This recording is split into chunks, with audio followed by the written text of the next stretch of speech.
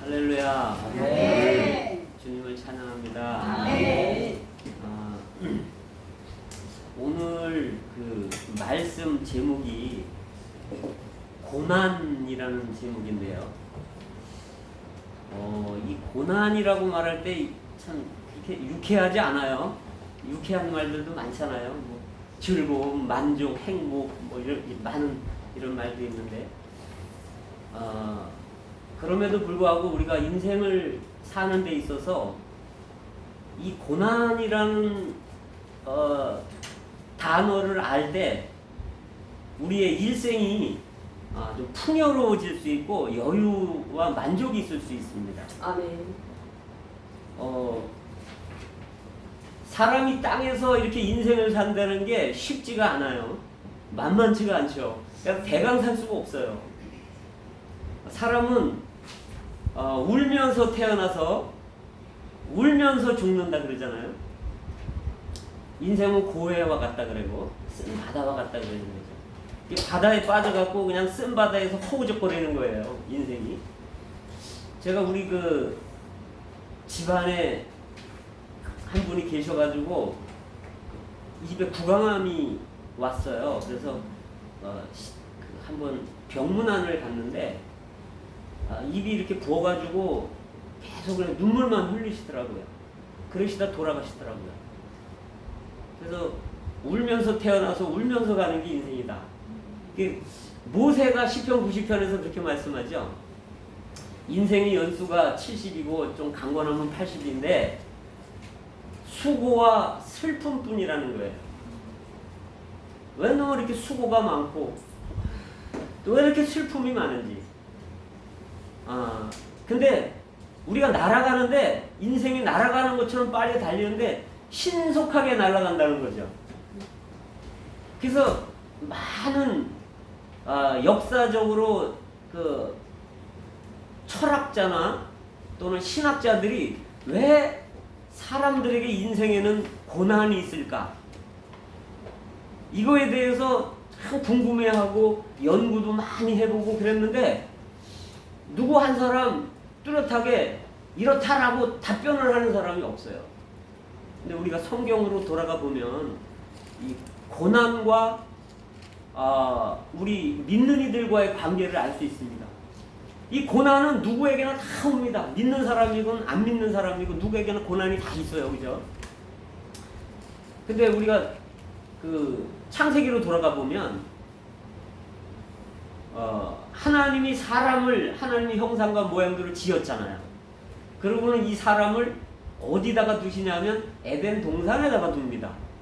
근데 그곳은 즐겁고 만족하고 행복하고 고통도 없고 눈물도 없고 죽음도 없는 곳이었어요. 그렇잖아요. 그러면 하나님의 의도는 우리에게 이런 고난과 고통, 이런 불행 이런 것들을 주기를 원치 않으신다는 거예요. 그게 잠언에도 나와 있어요. 인생이 고생하는 것은 하나님의 원하심이 아니라는 거예요. 근데 어쨌든 사람이 이 타락을 하잖아요. 그래서 이게 고난의 기원이 있어요. 고난이 어디서부터 시작됐는가? 고난은 사람의 타락부터 시작하는 겁니다. 사람이 타락하니까 하나님이 즉시 아담과 하와를 쫓아내고 두루두루 화영검으로 막아버렸어요. 그리고 땅은 이 사람들 때문에 저주를 받은 거예요. 땅이 저주를 받았어요. 그리고 가시와 가시덤불과 엉겅퀴가 나기 시작했죠. 그러면 가시덤불과 엉겅퀴라 해서 정말 저런 가시나무와 저런 엉겅퀴 그런 거를 얘기하는 걸까요? 땅이 저주를 받았다는 거죠. 이건 뭐냐면 그때부터 천지지변 이런 게 있는 겁니다. 그때부터 질병이 있고 그때부터 고난과 외로움과 고통과 불행이 있는 거죠. 그리고 결국 죽는 겁니다. 이게 인생입니다. 자, 첫째는 이 고난은 왜 왔나? 왜 땅이 이런 천재지변이나 이런 것들이 있는가? 이런 것들은 사람의 타락으로 인해서 왔다는 거죠. 두 번째는 사탄의 악한 의도가 있다는 거예요. 사탄이 하나님을 거역하는 자고 거스리는 자잖아요. 그래서 사탄이 그 자리에서 쫓겨나서, 사탄은 원래 제사장이었고 왕이었고 하나님 바로 아래에서 다스리는 그런 놀라운 그런 위치에 있었는데 하나님을 거스려서 쫓겨났잖아요. 그런데 이제 그 자리를 사람이 하나님의 형상과 모양대로 만들어서 그 자리를 갖게 되니까 이 사탄이 이제 마음이 상하는 거죠. 그래서 아주 악한 의도를 가지고 공격적으로 사람을 아주 고통스럽게 하는 거죠. 고난을 주고 불행을 주는 거예요. 여기에 사람의 타락이 있을 뿐 아니라 사탄의 악한 의도가 있다는 거예요. 공격적인. 그래서 고난이 있는 거예요. 욥기를 보면 하나님은 사람에게 고난을 주는 분이 아니에요. 고난은 누가 주냐? 사탄이 준단 말이죠. 그런데 세 번째는 여기 하나님이 계신 거예요. 하나님이 그분의 뜻이 있고 목적이 있기 때문에 그분의 주권을 가지고 이런 모든 것을 사용해서 그분의 목적을 이루신다는 거예요.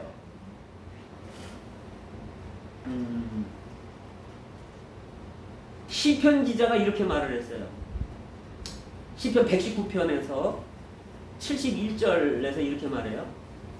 고난받는 것이 내게 유익이라. 이로써 내가 주의 율례를 배웠나이다. 고난받는 게 유익이라는 거예요. 유익. 왜? 주의 율례를 배우기 때문에. 그 전 구절의 67절인가는 어떻게 했냐면, 내가 고난받기 전에는 그릇 행하더니, 이 원어는 방황하더니 이런 의미예요. 고난받기 전에는 자기 멋대로 사는 거예요. 느슨하고 자기 마음대로 행동하더니 이제는 주의 말씀을 지키나이다. 이 이사야서 45장에 보면 어떤 말씀이 있냐면 7절일 거예요. 나는 빛도 짓고 어둠도 창조하며 나는 평안도 짓고 환난도 창조하나니 나는 여호와라. 네. 그분은 평안도 짓고 환난도 창조하는 분이란 말이죠.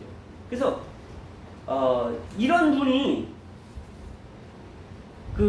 이분의 그 베이스는 뭘 깔고 있냐면 사랑을 깔고 있어요.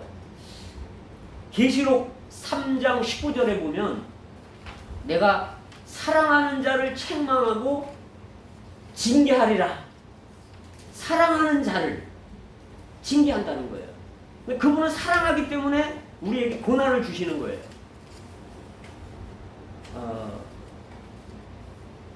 이 고난이 그래서 오는 것이고, 그 다음에 이 고난은 기능이 있습니다. 어떤 기능이 있냐면, 이제 어떤 사람들은 고난을 받는데 더 강팍해지는 사람이 있고, 어떤 사람은 고난을 받아서 아주 부드럽고 남을 이해하고 긍휼히 여기고 이런 사람이 있어요. 근데 또 믿는 사람은요, 성도들은 이 고난과 아주 밀접한 관계가 있습니다. 특히 사도 바울이 뭐라고 얘기하냐면, 아까 우리가 읽은 말씀 중에 천국에 들어가려면 많은 환난을 겪어야 하리니, 이게 그 중국어 성경에는요 그렇게 나와 있어요. 천국 입성, 필수 경력, 허다 환난. 이 중국어 성경에는 한자가 그렇게 돼 있어요. 천국 입성, 필수 경력이 필요한데 허다 환난이라는 거예요. 그럼 우리가 어느 연구소나 어느 대기업이나 좋은 회사에 들어가려면 필수 경력이 꼭 필요한 그런 분야가 있어요. 근데 그 필수 경력을 공부하지 않았거나 통과하지 않았으면 거기 회사에 응시할 자격 자체가 없는 거예요. 우리가 천국에 들어가려면 필수 경력, 허다 환난. 우리에게는요, 우리의 운명은 고난이 정해져 있는 겁니다.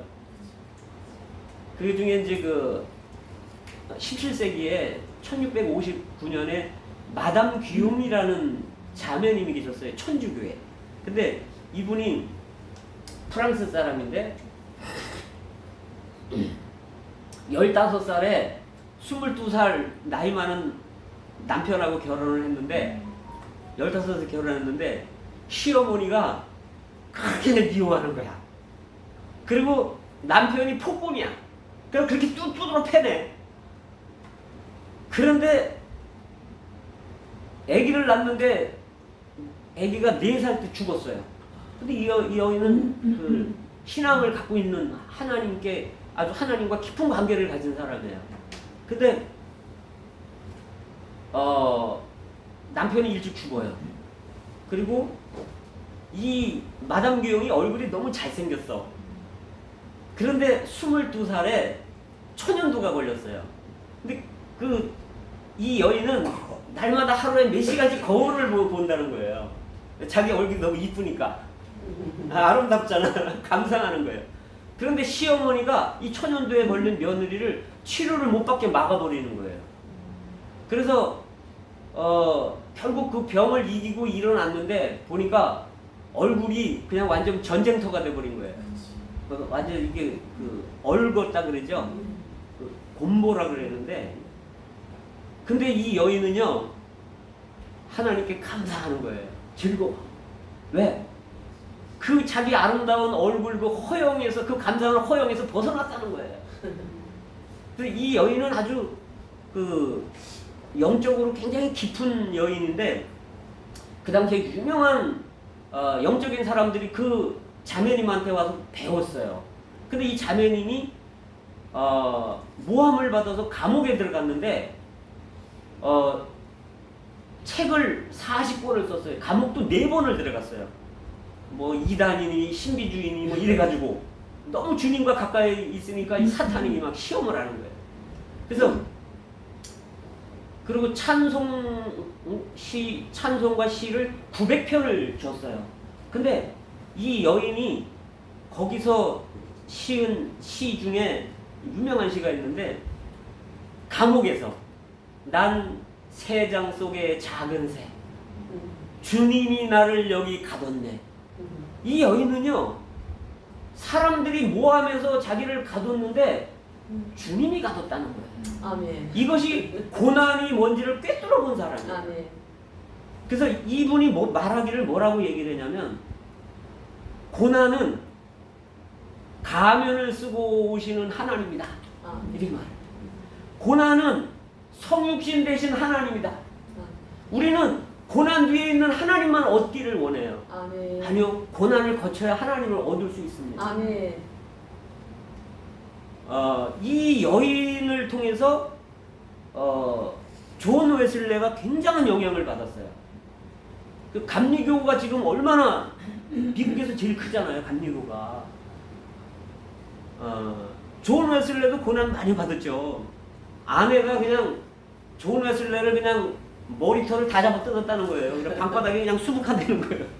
그래도 그냥 믿음으로 이렇게. 네? 그래서 오늘날 존 웨슬레가 이렇게 유명하죠. 고난을 통과했기 때문에. 그분의 영향을 받은 사람이 허드슨 테일러 같은 분이 저 중국의 내지 선교 하던 분이죠. 근데 어쨌든 이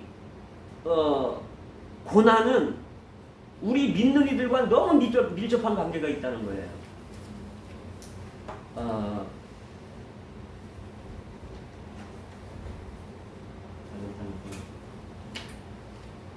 고난이 이제 기능이 있는데 어떤 기능이 있냐면요.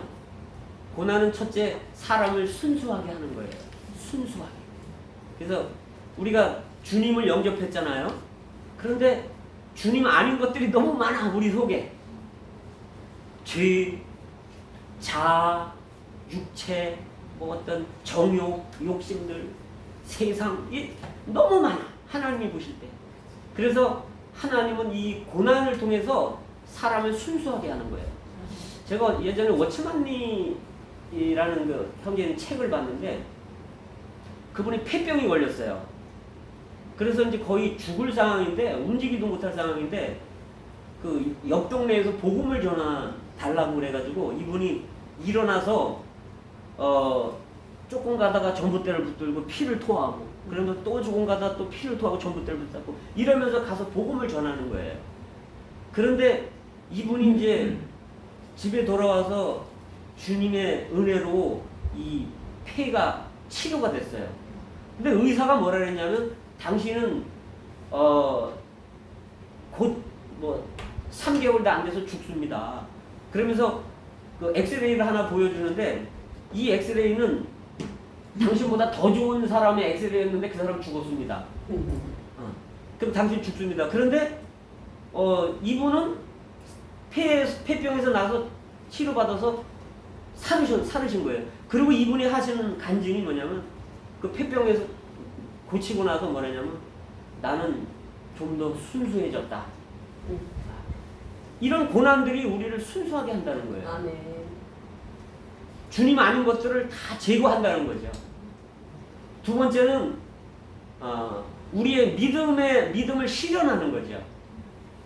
그 베드로전서 1장에서 그러잖아요. 우리의 믿음의 실현이 불로 연단하여도 없어질 금보다 귀해서 예수 그리스도 나타나실 때 칭찬과 영광과 존귀를 받게 하려 합니다. 우리가 칭찬과 영광과 존귀를 받는 것은 앞으로 받는 것은 이런 시련들이 있어야 참 근신 귀한 하나님만 그리스도만 우리 안에 남는다는 거죠. 그러니까 믿음은 시련을 통해서 증명이 돼야 돼요. 그 금을 재련하잖아요. 금을 재련할 때 그 동광석이라는 그 돌을 갖다가 50톤 정도를 갖다가 부셔가지고 용광로에 놓는데 1000도에서 3000도 정도를 3번을 거칩니다. 그 처음에는 동이 나와요. 그 다음에 은이 나와요. 그 다음에 마지막에 금이 나오는데 얼마큼 나오냐? 50톤에서 1kg 골드바가 나온다는 거예요. 1kg. 1kg은 얼마 안 되잖아요. 50톤 갖고 그걸 3000도에 3번을 용광로에다 3번을 해야만 금을 요만큼 얻는다는 거예요. 우리 안에 정말 귀한 그리스도가 들어와 계시는데 우린 다른 것에 정신이 바빠. 그렇지 않습니까? 그래서 이런 시련을 고난을 거쳐야만 우리가 정말 믿음이 하나님이 인정하시는 그런 조그만 것을 얻을 수 있다는 거죠. 그 다음에 하나님은 우리를 사랑하시지만 그분은 긍휼도 많고 은혜도 많으셔요. 그러나 우리가 방종해서는 안 됩니다. 왜냐하면 그분은 의로운 분이고 거룩한 분이기 때문에 그분은 시편 23편에서 자기의 이름을 위하여 우리를 의의 길로 인도하신다는 거죠. 아멘. 그리고 아무도 거룩함이 없이는 그를 보지 못한다는 거예요. 아멘. 이게 신앙생활도요 그냥 대충 해가지고 뭐 천국 간다? 그렇지 않습니다. 성경은 그렇게 써있지 않습니다. 아멘. 그래서 우리를 의롭게 하고 거룩해 하고 우리를 온전하게 하고 아멘. 아버지가 온전하신 것 같이 너희도 온전해라. 아멘. 이게 성경이에요. 아멘. 온전해야 되는 거예요. 아멘. 그리고 결국은 뭐냐면 우리는 성숙해야 된다는 거죠. 아멘. 이기는 자가 뭐가 이기는 자인가? 성숙한 자가 이기는 자예요. 그 성숙하다는 게 뭐가 성숙하는가? 하나님의 생명이 우리 안에서 확장되는 것. 그 로마서에서는 하나님의 사람을 3단계로 구분을 해요. 첫째는 자녀들. 자녀들은 그냥 제사함 받고 그냥 거듭남은 자녀들이에요. 영이 구원받은 거죠. 하나님의 영이 사람의 영 속에 들어온 거예요. 그냥 위치적으로 거룩하고 위치적으로 의로운 거예요. 그러나 실제적으로 그 기질상 성질상까지 내적으로까지 우리가 의롭고 거룩하냐? 그렇지 않습니다. 그래서 우리는 영은 구원받았지만 지옥은 안 가지만 우리의 혼은 두렵고 떨림으로 구원을 이루어야 된다는 거예요. 아멘. 그래서 이 혼의 변화가 뭐냐? 로마서에서 말하기를 하나님의 아들들이라는 거예요. 아멘. 하나님의 아들들이라고 우리는 말하잖아요. 성경에서는 그렇게 말하지 않고 그 영의 인도를 받는 자들이 하나님의 아들들이라는 거예요. 아멘. 그래서 내 생각 내려놓고 십자가에 넘기고 그리스도의 영의 인도를 따라 사는 사람, 이게 하나님의 아들들이라는 거예요. 아멘. 그 다음에 더 전진된 단계가 뭐냐면 후사들, 상속자들인데 이 사람들은 이제 영이 구원받고 우리 혼이 변화되고 이제 몸까지 변화된 사람, 성숙한 사람, 이 사람은 상속자들이고 후사들이라는 거예요. 아멘. 그러면 이게 이제 요한서신에서는 어떻게 표현하냐면 아이들아, 또 청년들아, 아비들아, 이렇게 세 단계로 구분을 해줘요. 그래서 아이들은 죄사함 받은 사람을 아이들이라고 말하고, 청년들은 마귀, 악한 자를 이긴 자를 청년이라고 말하고, 아비들은 태초부터 계신 하나님이 어떤 분인가를 아는 사람들이 아비들이라는 거예요. 그래서 이렇게 단계가 있다는 거예요. 이렇게. 그러기 위해서 우리에게 뭐가 필요하나? 고난이 필요하다는 겁니다. 그래서 예수님이 이 땅에 육신을 입고 오셔서 우리가 읽은 말씀처럼 이렇게 말씀하시죠. 베드로전서 2장 19절부터 23절인데 제 21절, 23절만 읽어드릴게요. 이를 위하여 너희가 부르심을 받았으니 그리스도도 너희를 위하여 고난을 받으사. 그리스도도 고난을 받았다는 거예요. 너희에게 본을 끼쳐 그 자취를 따라오게 하셨느니라. 그분이 고난을 받고 본을 끼쳐서 그분을 따라오게 했다는 거예요. 이스라엘 백성들이 기다리고 있었어요. 주님 오시기를.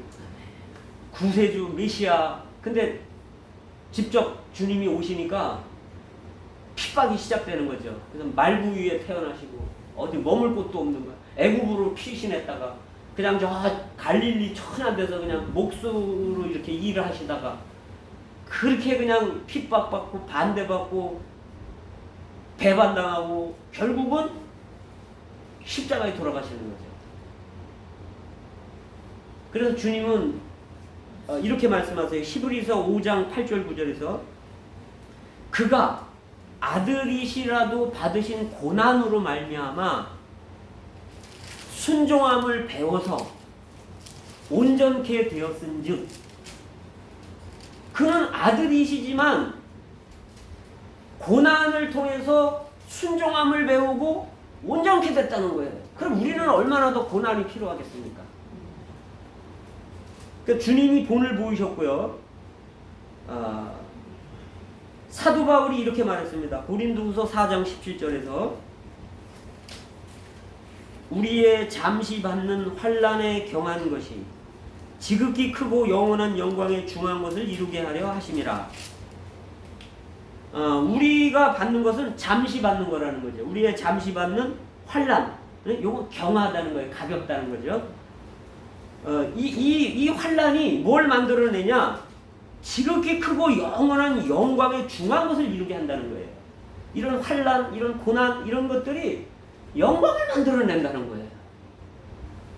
그래서 이 아까 마담 기용 여사는 십자가가 오면 십자가에 키스한다는 거예요.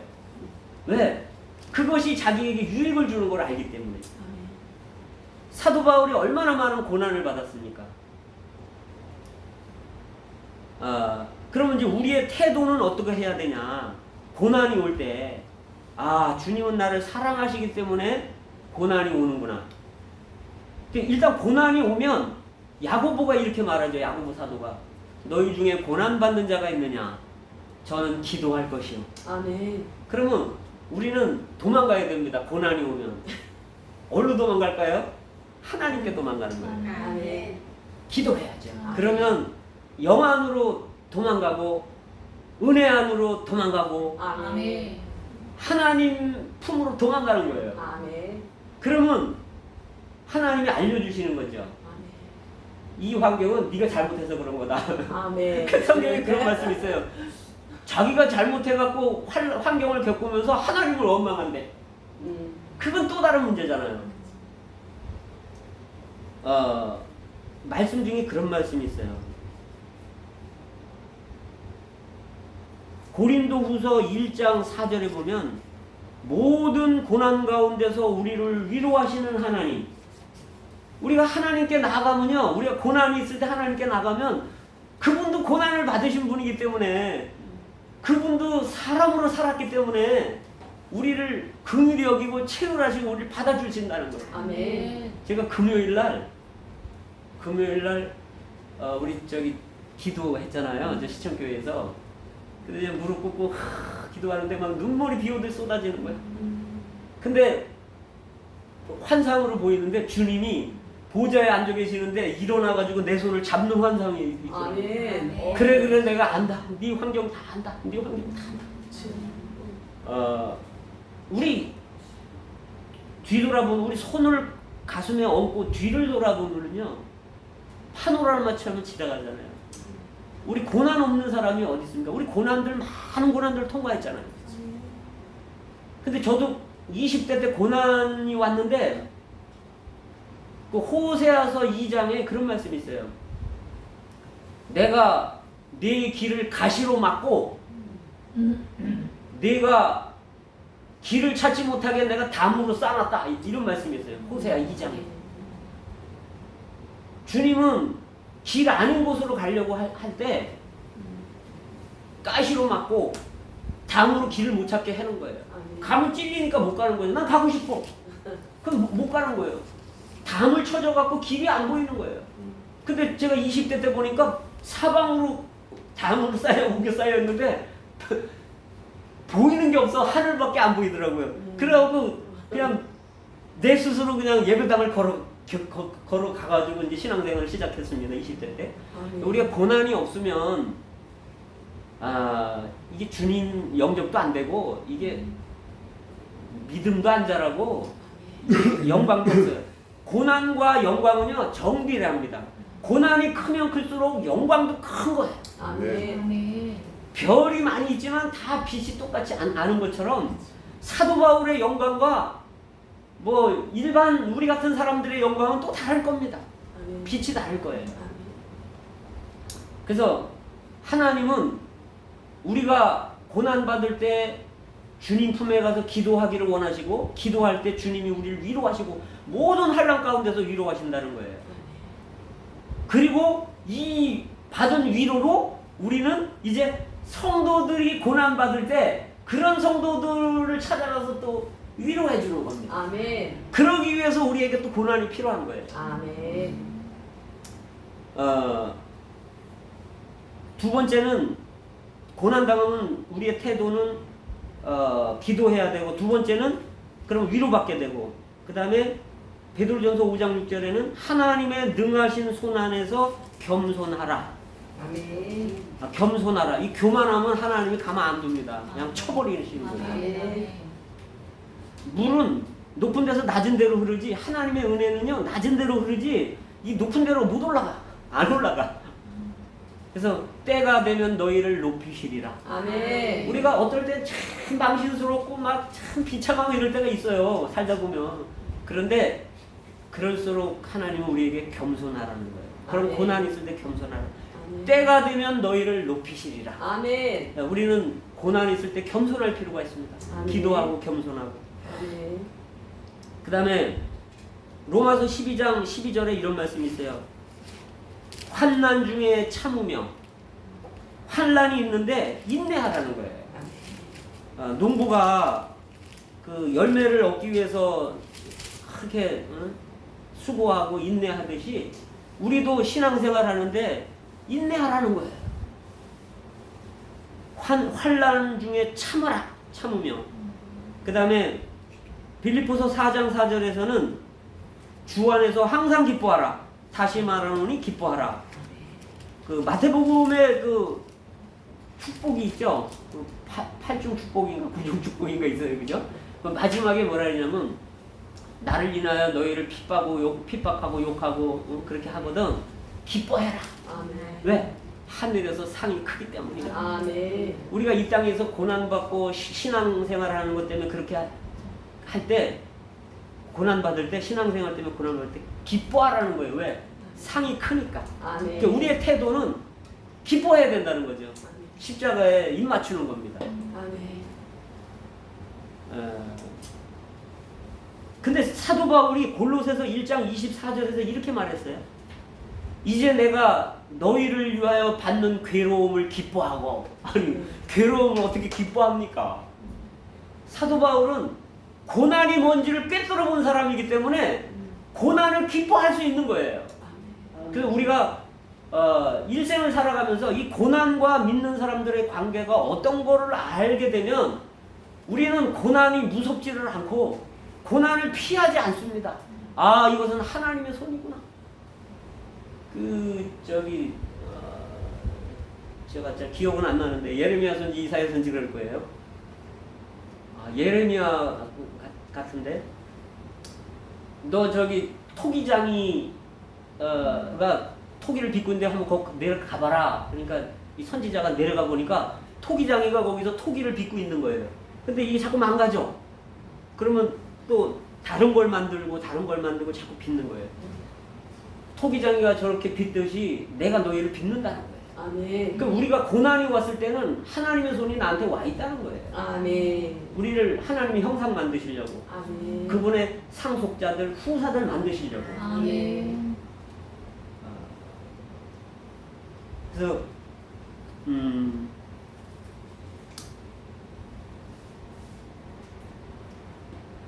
우리가 그 파도가 그 바다에서 대서양 대양에서 파도가 밀려올 때 이놈의 파도가 꼬리에 꼬리를 물고 오잖아요. 끝이 없어. 지난 환경 우리가 고난이 있었지만 지금도 있지만 앞으로도 고난이 있을 겁니다. 아멘. 그런데 저처럼 수영을 잘 못하는 사람은 그냥 파도가 오면 칼가닥에 물 먹고 퐁당 빠질 거예요. 근데 이 헤엄 잘 치는 사람, 또 서핑하는 사람들 있죠. 이런 사람들은 파도 타기를 즐겨. 이러면서 그죠? 그래서 우리 인생에 우리가 고난이 오더라도 허우적거리지 말고 아멘. 이 하나님이 우리를 사랑하기 때문에 징계하시고 아멘. 하나님이 우리를 사랑하시기 때문에 이런 과정에 두셨기 때문에 우리가 타락했기 때문에 사탄의 공격이 있기 때문에 그러나 하나님이 허락하지 않으면 아무것도 이루어지지가 않는 거예요. 아멘. 고난도 안 와. 하나님이 허락을 안 하면 우리를 사랑하기 때문에 이런 환경이 오는 거기 때문에 아멘. 우리는 정말 즐거워하면서 기뻐하면서 아멘. 아멘. 이 고난의 파도를 잘 즐기면서 승리하는 성도들 되기를 원합니다. 아멘.